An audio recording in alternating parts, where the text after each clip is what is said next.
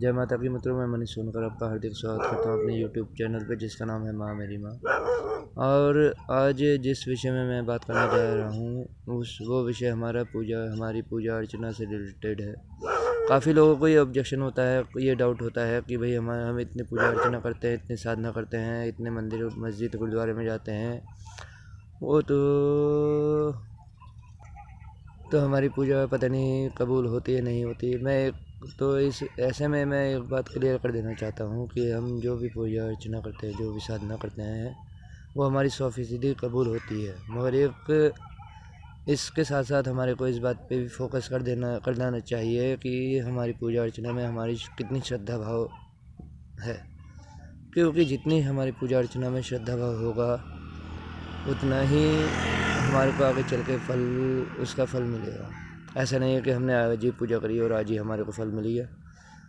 तो और दूसरी बात मैं ये क्लियर कर देना चाहता हूँ कि जिस प्रकार हम किसी काम में सच्ची लगन से लगते हैं, उसमें सफलता हासिल करते हैं, ठीक उसी प्रकार हम जब पूजा अर्चना करते हैं तो उसमें भी हमारे को सफलता मिलती है। मगर एक बात ये भी है कि अगर जो हम अपनी पूरी श्रद्धा लगन से भक्ति भाव से अगर जो पूजा अर्चना करेंगे, तब हमारे को उसका आगे चलकर फल मिलेगा। और इस एक बात और मैं क्लियर कर देना चाहता हूँ कि हम जो पूजा अर्चना करते हैं उसका समय क्या होता है। ऐसा नहीं है कि हम जो पूजा अर्चना करते हैं तो कभी हमारे को सुबह कर लिया, 10 बजे कर लिया, कभी 9 बजे कर लिया, या कभी जल्दी हो गए तो कभी 8 बजे कर दिया। तो एक निश्चित समय पे हमारी पूजा अर्चना होनी चाहिए। और जो तुमने 9 बजे का टाइम रखा है तो 9 बजे का, सवेरे 6 बजे का टाइम रखा तो डेली ही 6 बजे करना है। सवेरे 5 बजे का रखा है तो शाम 5 बजे, और शाम को रखा है तो शाम को ही उसी समय में ही पूजा अर्चना करनी है। और पूजा अर्चना के लिए जिस प्रकार हम किसी को समय देते हैं कि हाँ भाई हमें जो है तुम इस समय मिलना, तो हम जिसकी पूजा अर्चना करते हैं वो भी हमारे इंतज़ार करते हैं कि हमारे को जो है इस समय हमारा भक्त या हमारे सेवक या हमारी सेविका आएगी हमारी पूजा अर्चना को लेके। हमारे आगे हमारी जो है मूर्ति है, चाहे फ़ोटो है, चाहे कोई भी तस्वीर है, उसके आगे दिया बत्ती करेगी, दिया धूप करेगी या करेगा। तो ये बात होती है पूजा अर्चना में पहले कि भाई हमारे को एक निश्चित समय होना चाहिए कि हम जो है इस समय पे हमारे को डेली पूजा अर्चना करनी है। उसका कोई आगे पीछे का टाइम नहीं होना चाहिए। कभी अगर जो खुदा ना खास्ता कभी कोई ऐसी परेशानी आ जाती है कि हाँ भाई कभी देर सवेर हो जाती है, वो बात अलग है।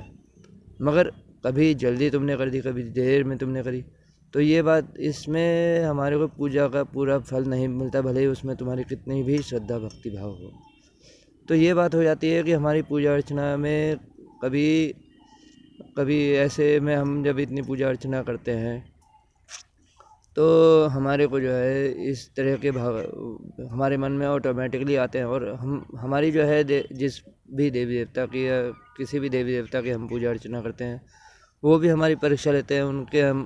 वो ऑटोमेटिकली ही हम जब किसी की पूजा अर्चना करते हैं तो वो हमारे हृदय में ऐसे विचार उत्पन्न कर देते हैं परीक्षा के भाव में, जैसे कि वो हमारे को परखते हैं। जिस प्रकार हम एग्ज़ाम देते हैं या क्लास में पढ़ते हैं, किसी भी स्कूल में पढ़ते हैं, तो हमारी जिस प्रकार हमारे टीचर या हमारे अध्यापिका या अध्यापक हमारी परीक्षा लेते हैं, ठीक उसी प्रकार हम जिसकी पूजा अर्चना करते हैं वो भी हमारी परीक्षा लेते हैं कि हम देखते हैं हाँ ये हमारी कसौटी पे कितना खरा उतरता है।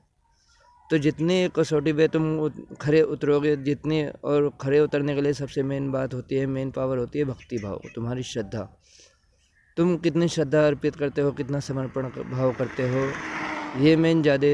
ये सबसे ज़्यादा मेन टॉपिक होता है कि हम कितनी श्रद्धा और भक्ति भाव से और कितने समर्पण भाव से पूजा अर्चना करते हैं।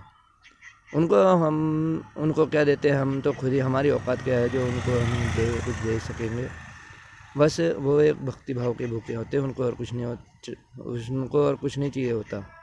हम जो उनको फूल प्रसाद या लड्डू का भोग या बतासे का भोग या बूंदी का किसी भी चीज़ का भोग लगाते हैं, वो तो पलट करके हमारे पास ही आता है। जिस प्रकार ये समझ लीजिए ईश्वर और भक्ति भाव में ये अंतर होता है। जिस प्रकार एक मधुमक्खी होती है, मधुमक्खी जैसे फूल में से रस निकाल करके अपने छत्ते पे ले जाती है, ठीक उस मगर फूल का वजन उतना का उतना ही रहता है। ठीक उसी प्रकार हम जिस भी देवी देवता को प्रसाद चढ़ाते हैं, कुछ भी चढ़ाते हैं, फल फूल चढ़ाते हैं, वो चढ़ाने से पहले जो है उसका नाम हो जाता है अलग, ये सेब है, ये केला है, ये बतासा है, ये लड्डू है, ये कुछ भी। मगर जब वो भगवान के चरणों में अर्पित हो जाता है, वो उसका अहंकार ख़त्म हो जाता है कि ये है, ये मेरा है, ये मेरा है। ठीक है, तो उसके जब वो वस्तु जब ईश्वर के चरणों में अर्पित हो जाती है, तो वो अहंकार ही खाते हैं और उसका नाम परिवर्तित हो जाता है। वो उसका नाम उन शब्दों से हट करके सिर्फ एक शब्द रह जाता है, प्रसाद। और प्रसाद तो सभी में बांटा जाता है, और प्रसाद जो है ऐसा नहीं है कि प्रसाद किसी एक का होता है, वो तो सभी का रहता है। जिस प्रकार मंदिर सबकी रहती है, वो ठीक उसी प्रकार प्रसाद भी सभी का रहता है, सभी का उस पर हक होता है। और प्रसाद तो ऐसी चीज़ है जो कि बंदा मांग करके खा सकता है ऐसा कोई दिक्कत वाली बात नहीं है। तो ये बात हो जाती है कि ये बात मैं कहना चाहूँगा कि हम पूजा अर्चना में हमारी श्रद्धा भाव कितनी है, जितनी हमारी श्रद्धा भाव होगी उतनी ही हमारे को उतना ही अच्छा फल मिलेगा। मगर इसमें के लिए थोड़ा सा जो है सब्र रखना पड़ता है, हौसला रखना पड़ता है कि जो है हमारी परीक्षा ही होती है, जो हमारे ईश्वर हमारी परीक्षा लेते हैं भक्ति भाव की। क्योंकि बहुत इतिहास इस बात का गवाह है कि जितनी भी भक्ति भाव हुए हैं उनकी परीक्षा तो हुई है, और जितनी परीक्षा में वो खरे उतरे हैं उतना ही उनके जगत से अलविदा करने के बाद भी वो अमर है।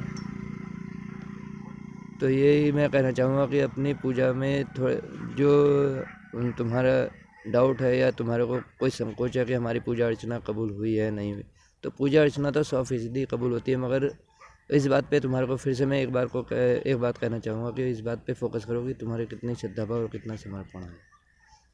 जितना तुम्हारी समर्पण होगा और जितना तुम्हारी भक्ति भाव होगा उतना ही तुम्हारे को मीठा फल मिलेगा। तो इसी के साथ मैं आज की इस वीडियो को विश्राम देता हूँ। मिलेंगे अगली वीडियो में किसी नए विषय के साथ में। तब तक के लिए जय माता की। अपना ध्यान रखना।